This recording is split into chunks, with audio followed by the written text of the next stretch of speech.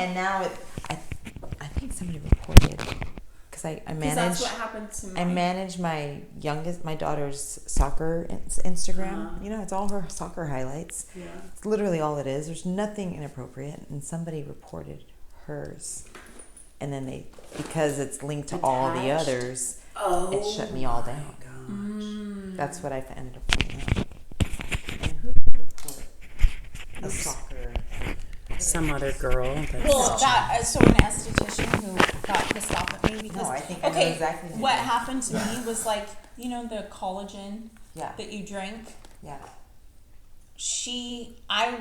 One day somebody asked me, Destiny, do you think that stuff is good? So I went on my stories and I said, I think a lot of it, they've done studies, unless it's the peptide collagen, it gets absorbed by your stomach acid, and unfortunately, it's not going to do as much for your skin as it is for maybe your hair and your nails and stuff. It's not going to hit your skin. This chick reported me, went off on me in my DMs, would not stop, and she's like, you know, people look up to you and blah, blah, blah, and all this stuff. And I'm like, we're allowed to have different opinions. Yeah. You as an esthetician can recommend that all you want to your clients. I'm just saying this is my personal. She said, you're ignorant. She called me all kinds of names and then reported me and got fully locked out of my Instagram. Just in case this comes up. And I just love people. Yeah. So. Yeah, people. Welcome. Okay, so. Humans are amazing in all kinds of ways. They really are. They help teach you lessons of what not to do. I'm just kidding. No, literally. Yeah, in some situations. So the way I handled, as y'all can see, because somebody in the studio was like, man, aren't you pissed? I was like, you know what? No. Because honestly, I could probably take a break from my own personal socials and just focus on straight work. Yeah. That now we're gonna go get ready. You're about to get all kinds of content on Microdosing Live, and then Somatones is about to blow up. So yeah, it's okay. It's a blessing. You're looking at the brighter side. Yeah. The silver lining. It is. Everything's a blessing. Yes. Even the challenges, they're blessings. It is. So I love that you're saying that as you're going through it, because it's really easy to look back and say that. But as we're going through moment, it, that is the hard to be. I will paint this smile on because I know it's great. It's lovely. Everything's wonderful. Everything's fine. And actually, this is.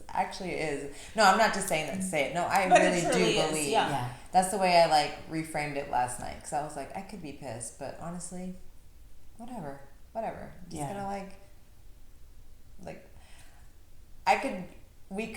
we all could benefit so much more if if I do 100% focus on MDL and Somatone, forget, I'll either it's gonna pick up again and I can just pick it right back up. It will. Or it just starts over, and guess what? It starts over. Yeah. It's no big deal. Yeah. It's fine. It's social media. It's great. Yeah. It's great. It's not life or death. It's lovely. Yeah. That's why you got to follow. Okay, so welcome. Hello. Welcome this week.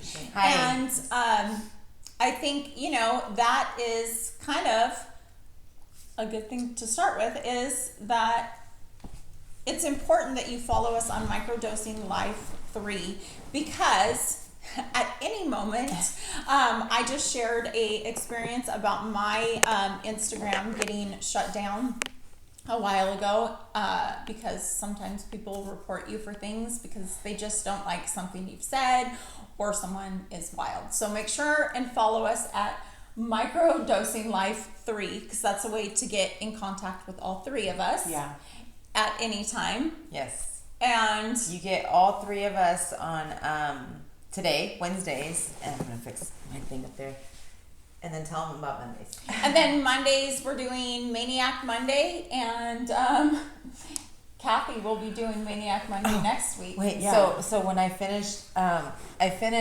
our Maniac Monday, this past Monday, and I kind of set the bar for you. I didn't set the bar.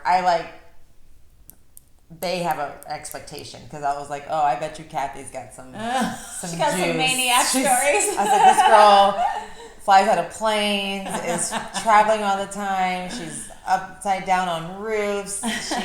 She's lived a life, and I'm sure she's got some good stories. So I actually have a story from a friend. Yeah. So Yeah. I had to write it down because it was too much. So I had to write it down. So I'm just gonna be reading a story actually. Oh, I love that. Yeah. It's story time. Yeah. So Yeah. it'll be fun. Yeah. So yeah, we do Wednesdays and Mondays. So catch us. Yeah. Yes, yes. Okay, today it's funny. We've all had some heavy energy feeling, and so Kathy knows so much about like the moons and astrology and stuff like that, and so she's like, "That's because it's eclipse season." And I was like, "Oh, tell us about that." So. Okay, so we were talking about that, which is like we're actually in the middle of 2 eclipses. We had one last week. We're gonna have one next week. And they say that during this time, just the energy is really heightened, and that things happen that are just not normal, that are very surprising. Sometimes they say that a lot of times things are happening right in front of you and you can't see it until there's an eclipse, and all of a sudden now you can't unsee it.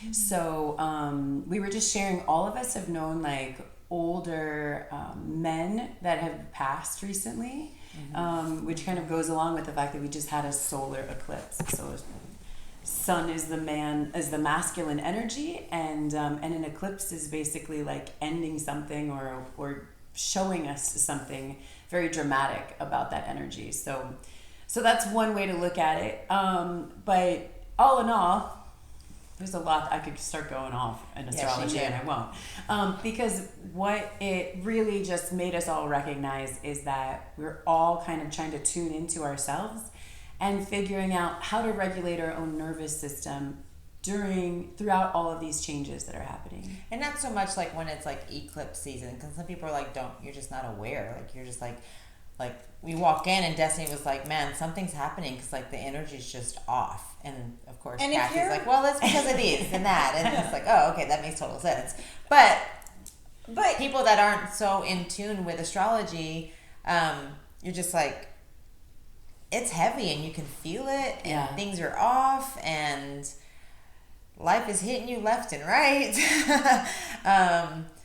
So anyway. And so then what's the solution? Yeah. Right? So how do you handle it? Because life is it's going to continue to be life. We can't like push pause or something. Life be lifing. Right. And we all know that when we get upset, our brain doesn't get as much oxygen. We can't make the best decisions for ourselves. We can't communicate well. So what do we do to manage our own energy and kind of regulate our own nervous system? I texted the girls today in the group text, and I was like, man, it's been a day of some heavy breaths for me. I have like since last night, literally I've been taking a lot of woosahs, like Yes. it's okay. And the exhale okay. is a good release like that. An open mouth exhale is a good release. Yeah. I think breath is a huge thing for nervous system regulation, and it's something you can do anywhere around anyone. Like I know a breath that calms me is a 4 count in, a 2 count hold, and a 6 count out, a longer exhale than your inhale. And do that a few times, and then I always feel a lot calmer. There's also because I went to this breath workshop, and there's the 4-2-6, and then there's the box breath, the 4-4-4. Yeah. Which is supposed to just keep you at a calm state, more stable. I would say more calm would be the hold and the deeper exhale. But so I've always heard that I think it's like Navy SEALs or like special ops or somebody uses the box breathing. So I'm really interested if anybody that's watching, if you have experience, if you're like a Navy SEAL, or if you have experience with box breathing that's been taught to you, like I would be interested to hearing that. I watched a whole thing on that, and I actually think their inhale is long. It's a lot longer, and their hold is extremely long. Okay. And then their exhale is even longer. Oh. Yes. Okay. And it puts you into a different state. Yeah, So it's not a traditional box breath. Theirs. Oh. But And so sometimes I've done that. So a guy was actually saying, so you inhale, you take a really deep inhale, like a 6 count inhale, and then you hold for pretty much as long as you can. Literally. Like literally as long as you can. Yeah. And then you exhale as slowly as you can, and like a long, deep exhale. Now, if you're pregnant, and because I went to a breath workshop, and if you're prone to seizures, like, do not do this. Obviously, this isn't medical advice. No, not at all. But medical advice here. No. We're just talking. We're just talking. Our own experiences. What we do. Yeah.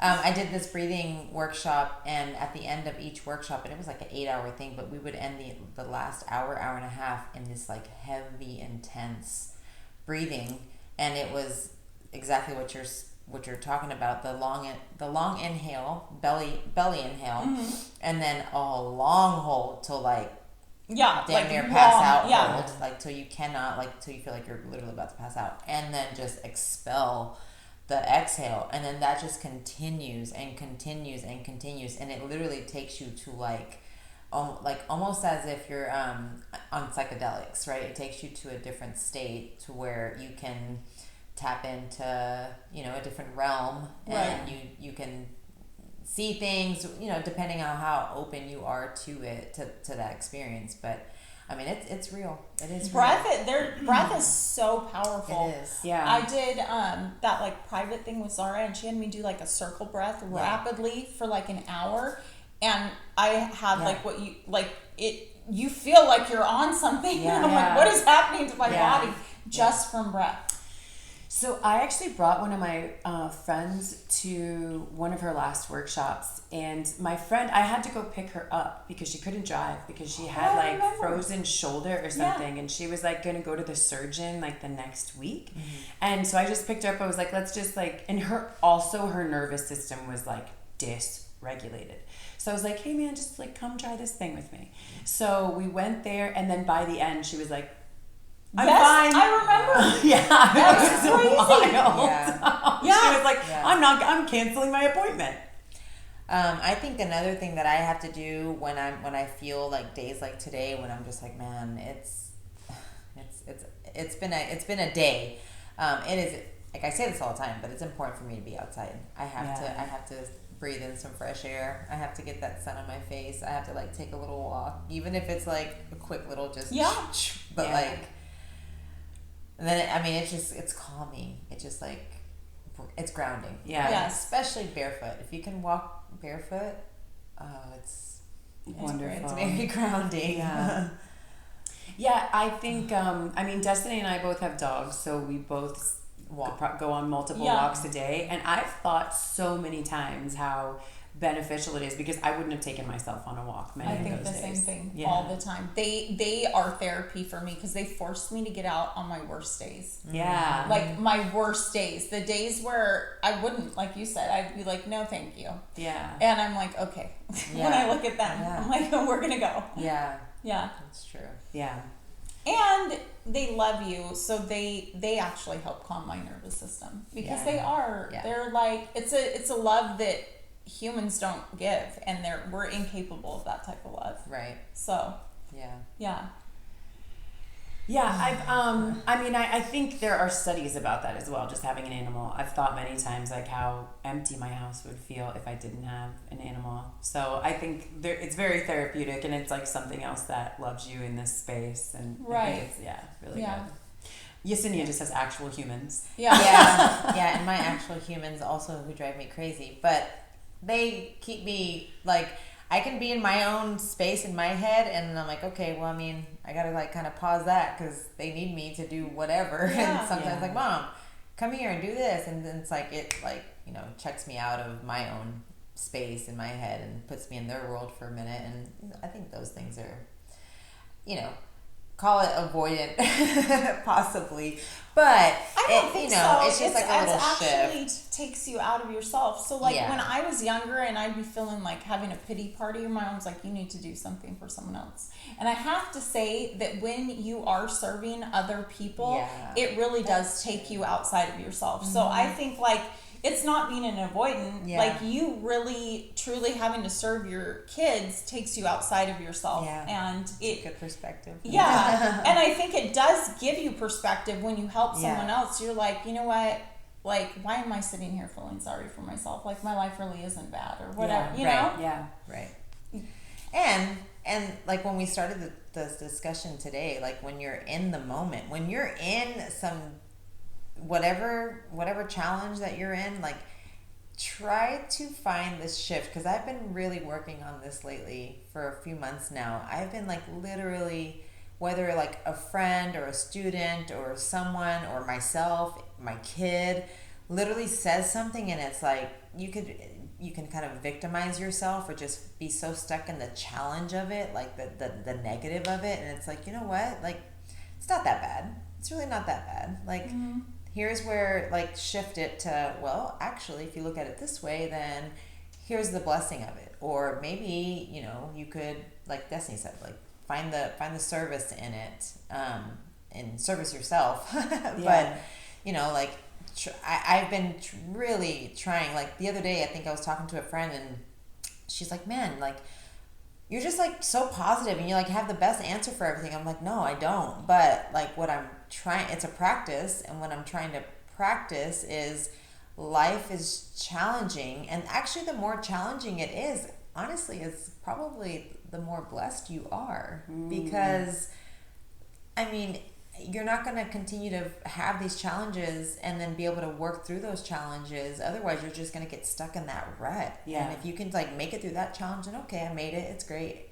Make it through the next one. Yeah. And then, I mean, you're going to get, that's what life is. You're going to get hit left and right. But it's like, if the more I'm starting to see now that like, the more you keep putting on my plate, like it's okay, like it's fine, like I can manage it. It's none of it's going to break me, right? And I think that is how you approach it, because people can be like, it's too heavy, like I'm overwhelmed and now I can't handle it, and now I'm gonna go into a breakdown or a depression or whatever, right? Yeah. But I mean, if you just realize like, hey, like it's I just always a moment. think of life as like, you didn't break me, you built me. Yeah. Thank you. Yeah. Like, you Yeah. built me. Thank you. Absolutely. Like, you know, you are who you are today because of all of those things. Yeah. Yeah. I think that when we shift our focus from being in victimhood and feeling like things are happening to us to shift it and start feeling like it's an opportunity for growth. Yeah. And I know this thing sucks right now and it looks like it sucks, but I know that in the near future I'm going to look back on this and recognize a blessing in it, even though I don't see it right now. I think that mental shift is a superpower. I like last night we went to go see. Yeah. I got to go see some superstars. I loved it. Rachel and Kathy doing their thing, singing on stage. But with one of the last times I actually spoke with Rachel, like other than teaching class, like it was a heavy moment for me, and like I was not well, and I was in tears and whatever, and it was like we were both in tears, and but then last night she was like, did something happen? Because like you look different than what you looked a few months ago, and I'm like, no, but I think again it's like the practice of like realizing like, hey, it's okay, like I got this, it's fine, life sucks sometimes and it's okay. You know. And so I think that we've all been doing yoga for long enough that we can recognize that it's way more than just a physical practice. And I don't know if we've ever talked about this before, but when you are in a very, very full yoga class and your mat is like 2 inches away from the next person's mat, and the teacher is telling you to stick out your leg or your butt or do something where you're like, I can't, like that person's right there. There's this challenge that the entire yoga class becomes, it's an extra layer where it's like, how can I do the thing that I'm supposed to be doing in this space where I'm finding restriction? And that practice right there, because this is a practice, that practice right there starts training your brain that there is a way. We don't stop because you hit an obstacle. Figure it out. Like there is a way. And so I feel like that's what your brain is starting to do, is just like, you know what? This this looks like it sucks. And you know what? There's a blessing in it. Like, I'm going to figure it out. And, It'll work. Yeah. So I think that's really helpful when we I really talk like about like nervous system regulation is the way that we're framing whatever's happening, because I think that you could objectively look at some of the stuff that's been going on with you, Cindy, and say, Wow. that sucks, dude. Hey, look, actually, it absolutely sucks. And you can But, say that. but, you know, my approach on it is like, hey, it is what it is, and I'm just gonna ride the wave. I'm riding the wave. Right. And it'll be a good book. It'll be a good book. That's what people should be worried about, not the podcast, Yeah. the book. Yes. Oh yeah, cancel that one. And I think, of course, yoga is really, really helpful. Yes, Yeah, it is. No, I attest. And so are sound baths for Yes. nervous. Oh, I'm not Lord. even joking. Like, yeah. it is amazing for your nervous system. You know, there's this saying that we're all supposed to meditate for 20 minutes a day or something like that. And if you don't have 20 minutes, then you actually need to meditate for an hour. Like, you've ever heard that Yes, saying? Okay. yes. So whenever I'm like, I have too much to do, I can't go to Destiny's class, I'm always like, well, that's why you have to go to Destiny's class. Yes. Right. Yes. So I try to make it to Destiny's got a 5:30 class that she teaches, which is like half yin yoga, and then she switches into a sound bath, and it is so It's magical. Yes, it really is. It's- And to end the week. And so healing. whenever I'm inviting people to it, instead of like happy hour, I tell them to come to hippie hour. That's good. That's good. I like that. too. Yeah. But And it's good for it you. it's so great for our nervous It's system. a reset, It really is. especially after a long week, and then this past month she's been able to do it on Wednesdays, and I'm so grateful. Oh, yeah, for we've because been I can telling make her. those. But man, yeah, no, I think like doing yoga is super important. I would not have been able to make it through this past year if it wasn't for the practice, and I will say that in every single podcast if I have to. And on top of that, I have been actually prioritizing Destiny's sound baths. Like Yeah. before, I'd be like, oh, maybe I can make it, and now I'm like, Same. take my kids somewhere. Let me move them. Let me I need figure it. out how like I need to get to that sound Yeah. bath because it's a good like just forces you to just.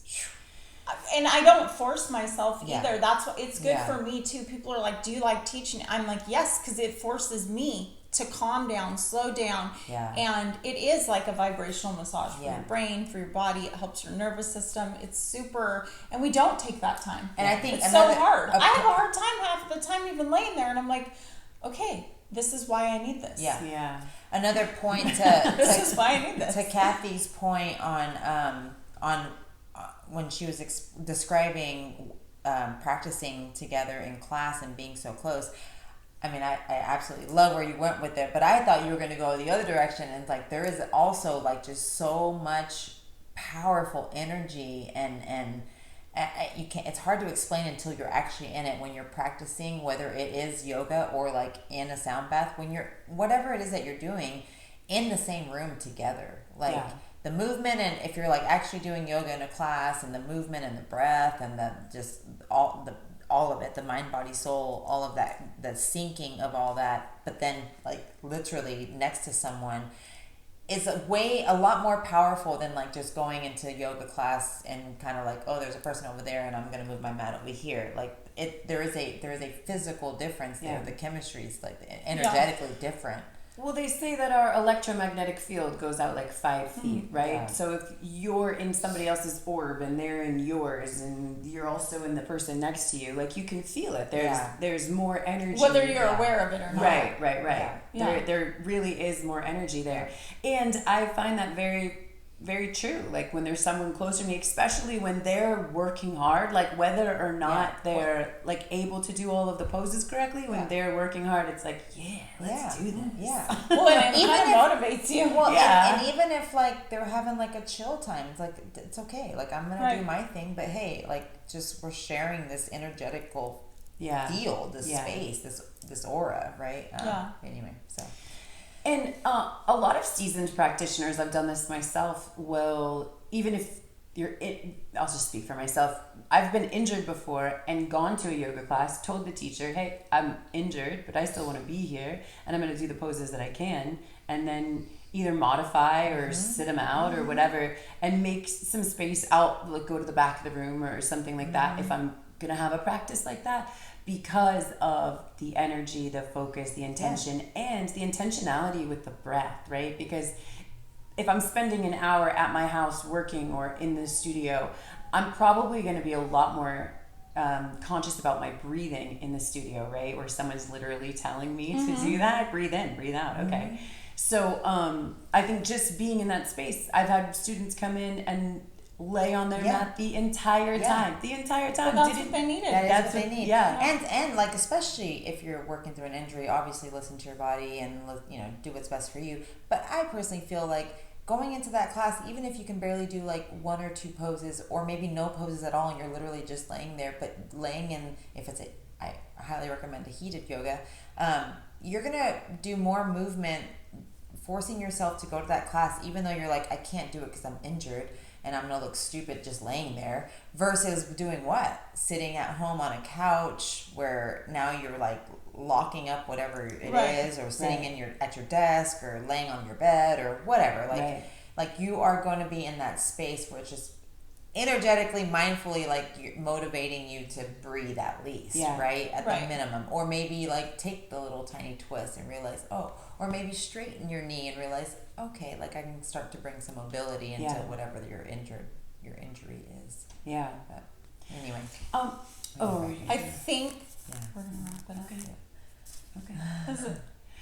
I was just gonna go into fascia, so it's okay. I think we should do a whole thing actually on fascia, because fascia is so important. Yeah. Like, and it goes along with what we're talking about. It does, and I think that deserves an entire episode, because I would love that, because I need to there's be more so much on intentional fascia. about fascia. Yeah. Oh, I got some ideas about fascia. Yeah.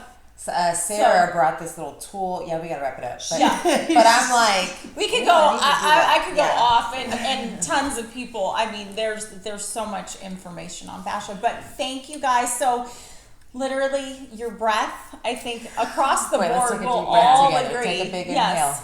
inhale. Yeah. We're in eclipse season, y'all. Yes. Just let it go. Breathe and let it go. Breathe Surrender and let it. it go. Surrender it.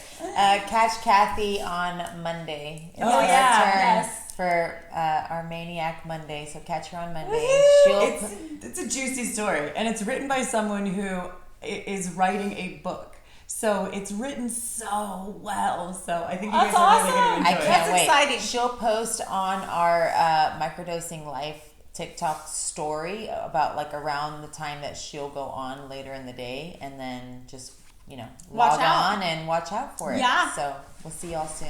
Bye. Thank y'all. Take care.